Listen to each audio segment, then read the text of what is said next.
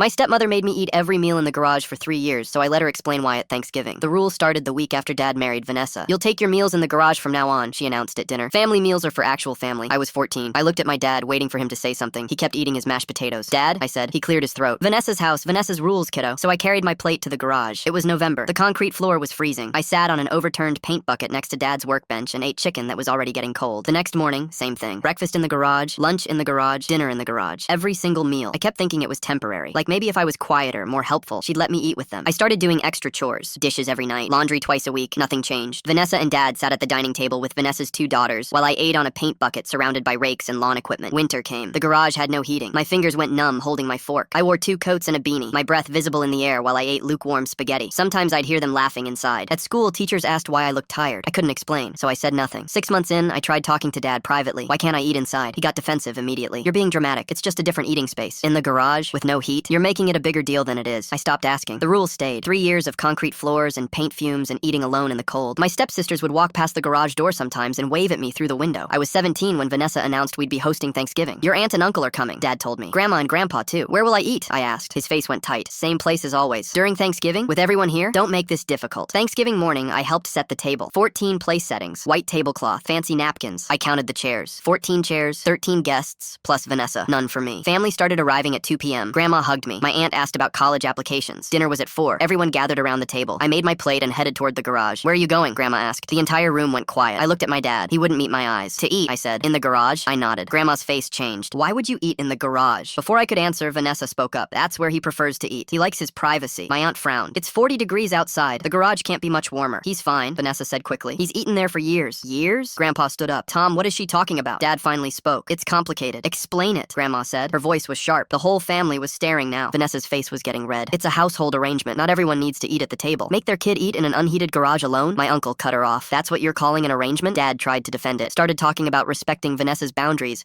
about blended families being complicated. Never complained? I finally spoke. I asked you hundreds of times. You told me I was being dramatic. My aunt stood up. Tom, this is abuse. It's not abuse. It's abuse, Grandma said. Her voice was shaking. And you let it happen for 3 years. Vanessa tried to speak. We were trying to maintain household harmony. By freezing out a child? My uncle looked disgusted. Nobody touched their food. Then my grandma picked up her plate, walked to the garage, sat down on the paint bucket next to me. My aunt followed. Then my uncle. Then my grandpa. One by one, my entire extended family carried their Thanksgiving dinner into the garage and sat on the concrete floor next to me. Dad and Vanessa stood in the empty dining room, staring at the abandoned table. My family didn't speak to my dad or Vanessa for the rest of the night. They left without saying goodbye. The next week, my grandparents helped me move into their house. Dad called twice. I didn't answer. 3 years later, I got married. Didn't invite them. Dad sent a card asking if we could talk. I threw it away. My grandma asked if I wanted to reach out. I told her I was done eating in cold places to make other people comfortable.